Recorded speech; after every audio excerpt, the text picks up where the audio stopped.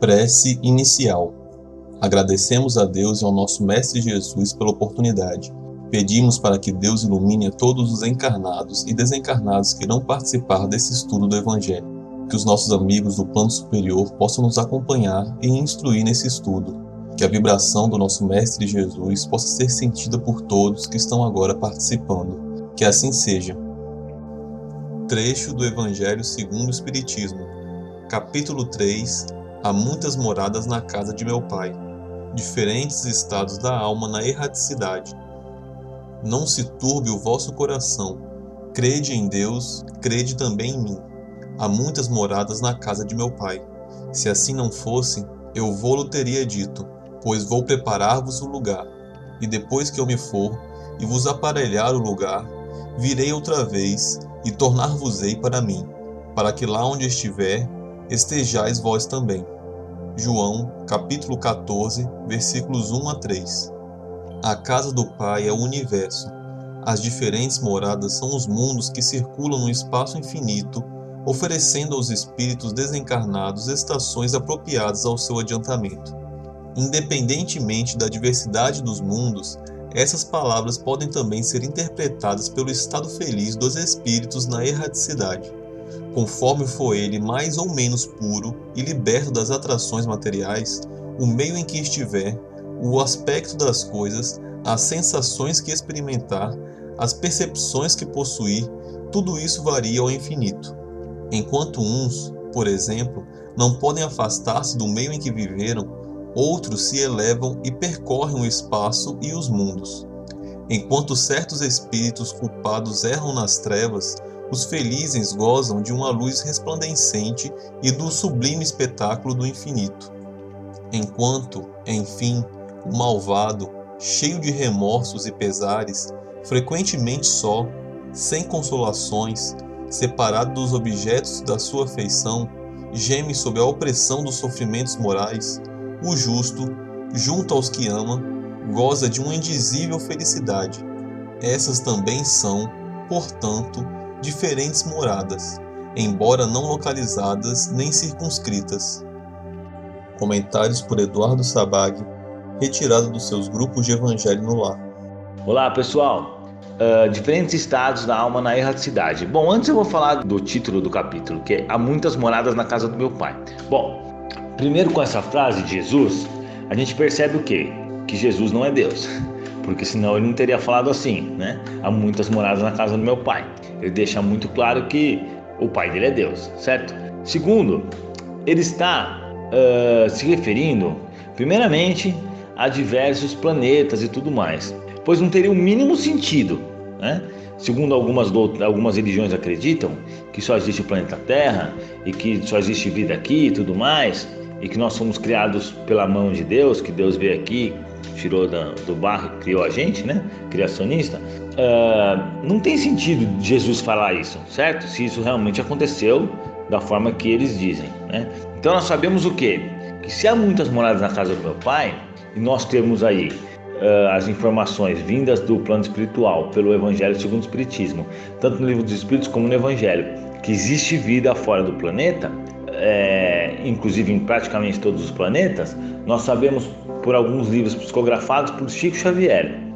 Como o segundo livro que Chico Xavier psicografou era da mãe dele, a mãe dele que chegou e editou, e chama As Cartas de uma Morta. E nesse livro ela relata como é Marte, que ela visitou, como é Saturno, ela visitou, e nesses planetas tinha realmente vida, né? E tem, na verdade, a gente só não consegue enxergar eles por algum motivo, mas tem vida em muitos planetas.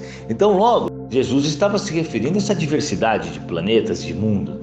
Nós sabemos que na nossa galáxia existem mais de 200 bilhões de planetas como a Terra, e existem mais de 200 bilhões de galáxias igual a nossa, né? Então sabemos que o universo é gigantesco, aliás o universo é infinito, segundo os espíritos, ou seja, se a gente andar, a gente não vai chegar em lugar nenhum, quer dizer, a gente vai chegar a muitos lugares, né? Mas nunca no fim. Como que funciona isso? É uma coisa muito curiosa de se entender. No nosso grau evolutivo é melhor a gente não ficar pensando nisso, mas sabemos, por exemplo, que a galáxia mais longe que o telescópio Hubble conseguiu pegar até agora se a gente for a anos-luz, anos-luz seria assim, para dar 4 voltas no planeta Terra, a gente demora 1 segundo na velocidade da luz. 1 segundo. Então, na velocidade da luz, a gente demora 1 segundo para dar 4 voltas no planeta Terra, ou seja, é extremamente rápido. Se a gente for até essa galáxia, que é a mais longe que nós, seres humanos da Terra, encontramos, nós vamos demorar quase 14 bilhões de anos. Imaginem só, 14 bilhões de anos. É um número absurdo. Há 4 bilhões de anos atrás, a Terra estava se formando. Então, 14 bilhões de anos é um número muito absurdo. Então nós sabemos o quê? Que existe muita diversidade, muitos povos, muitos planetas, muitas civilizações. E são todas moradas na casa de Deus, porque a casa de Deus é o universo. Então essas civilizações, esses planetas, são moradas, certo? Por isso que Jesus se referiu dessa forma. Há muitas moradas na casa do meu Pai.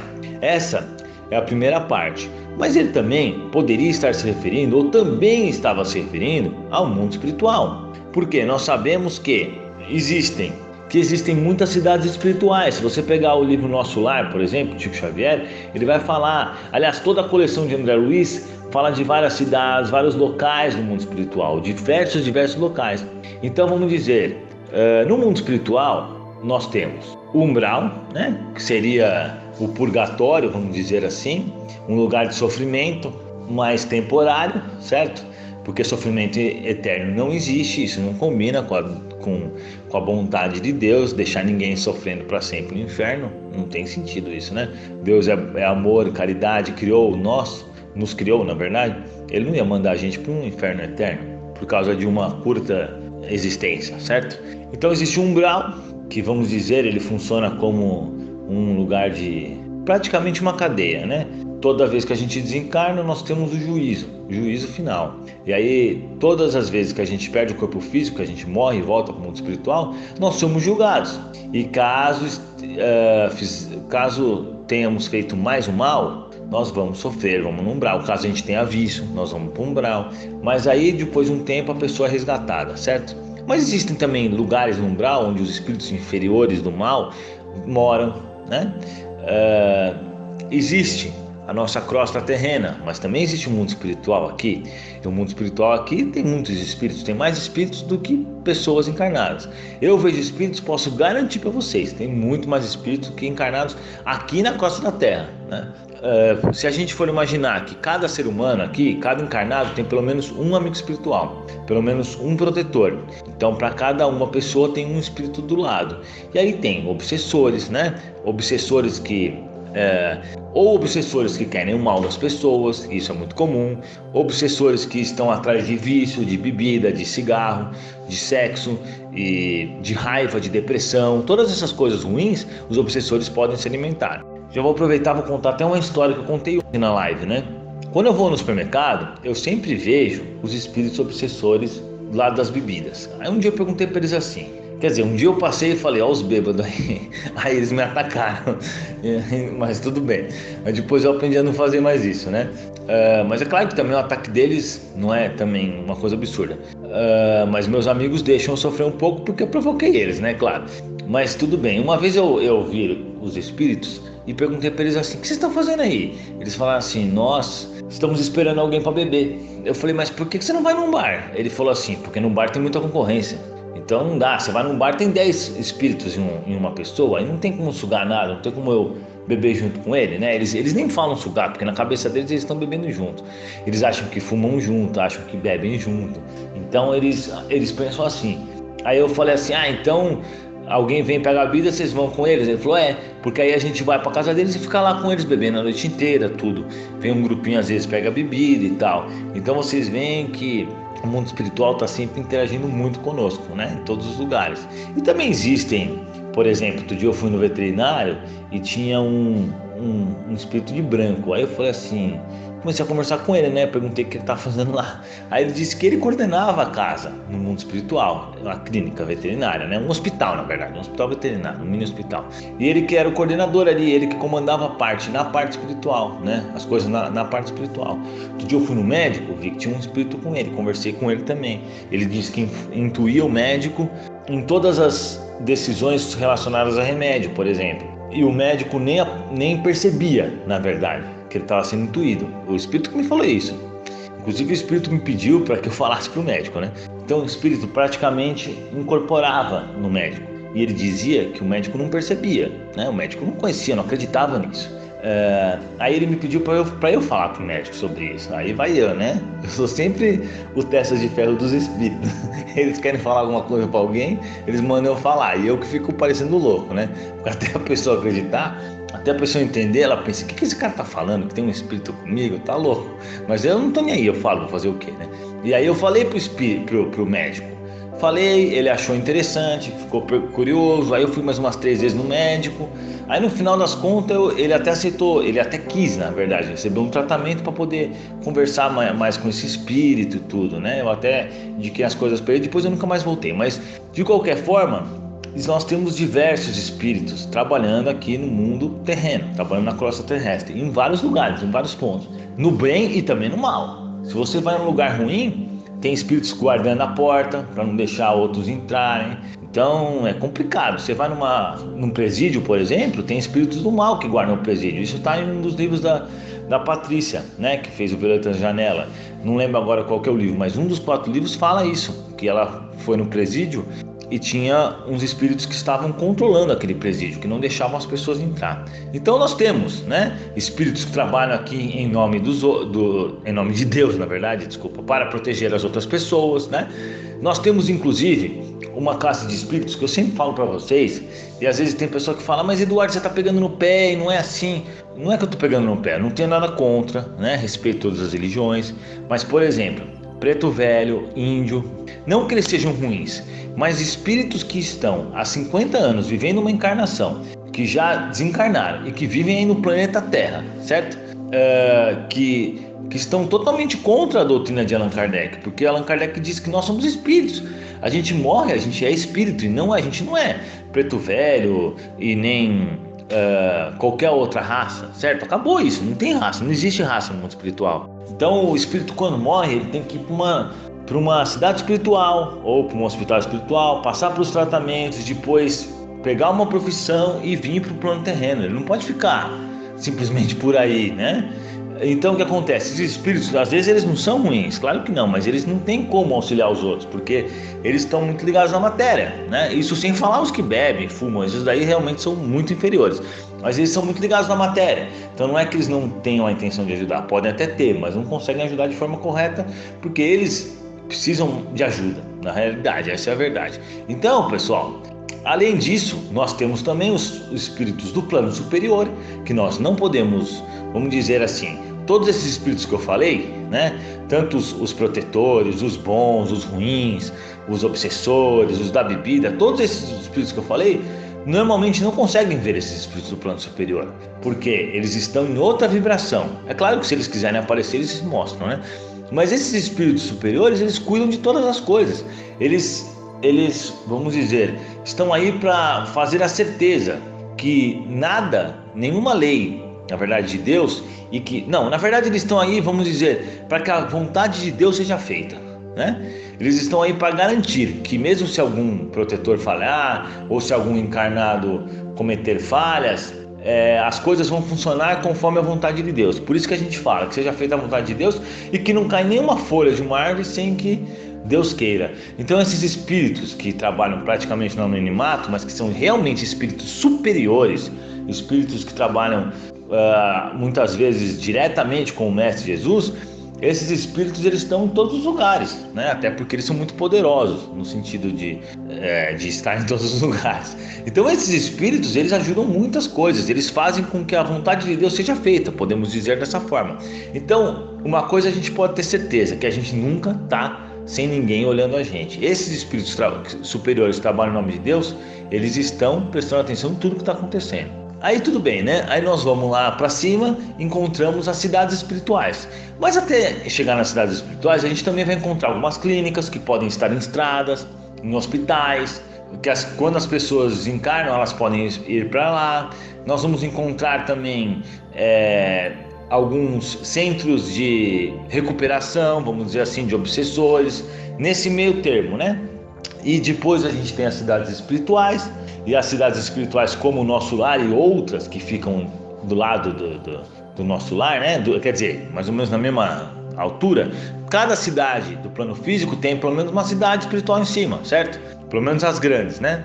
Porque quem desencarna normalmente vai para essa cidade espiritual. Então existe uma vida nessa cidade espiritual, assim como na Terra. Recomendo que vocês leiam Nosso Lar, ou assistam o filme Nosso Lar, ou leiam Violetas da Janela, que fala bastante sobre essa vida no mundo espiritual. Tem muitos livros também, né? Mas esses são mais objetivos, assim. Explicam melhor, mais claramente. Então, acima dessas cidades do mundo espiritual, tem também as cidades do plano superior, né? Que é onde estão os espíritos superiores, certo? Os ministros de Jesus, os trabalhadores e tudo mais. E até o nosso próprio mestre, né? Que mora por aí nesse lugar. Então, vocês podem perceber como tem lugares, né? Como há moradas na casa de Deus. Não é verdade? Tem todas essas localizações. E além disso, nós temos também os mundos espirituais em outros órbitos, em outros planetas. Como a gente tem aquele belo exemplo, quando o Dr. Bezerra desencarnou, e ele tinha cumprido muito bem seu papel, né? Muito bem a sua missão, como é relatado, né? Que ele teve uma vida maravilhosa, Dr. Bezerra. Uma vida maravilhosa não, uma vida muito sofrida, né? Porque ele fez muito por muitos, né? Ele era realmente o médico da caridade.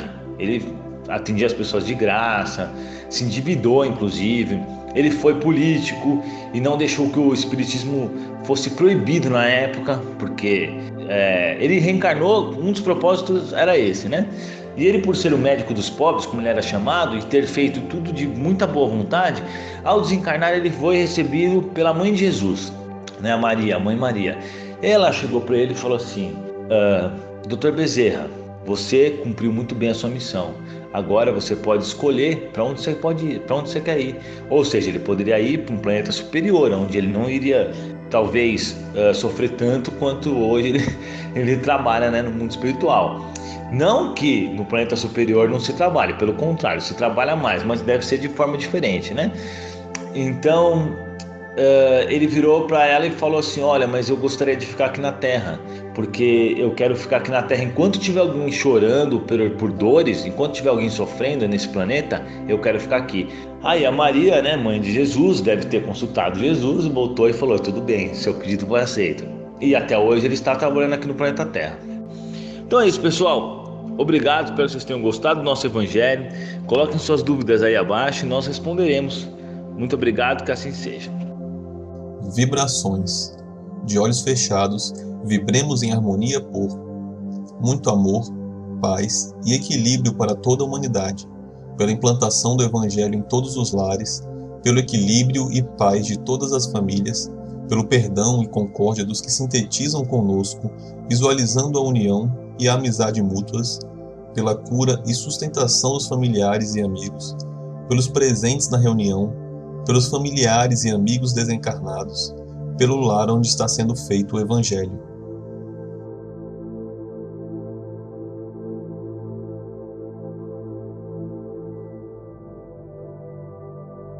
Prece final. Agradecemos a todos que participaram deste Evangelho, principalmente nossos benfeitores espirituais que nos assistiram e guiaram para um bom entendimento. Pedimos que nos ajudem a pôr em prática os ensinamentos do Evangelho aqui aprendidos e que possamos nos sentir fortificados na prática do bem e do amor ao próximo. Desejamos aos nossos irmãos sofredores a ajuda necessária para seu adiantamento e o perdão por qualquer falha que podemos ter cometido com eles. Pedimos para que nos livrem dos maus pensamentos e que nos ajudem a não darmos entrada a nenhum mau espírito que queira nos induzir ao mal. Que Deus, nosso Mestre Jesus, e os bons espíritos possam nos guiar no caminho do bem e nos envolvam em um manto de muita luz e amor. Que assim seja. Curta e compartilhe este vídeo. A maior caridade que podemos fazer pela doutrina espírita é a sua divulgação. Assim daremos a oportunidade para os outros conhecerem também o Espiritismo. Até a próxima, amigos.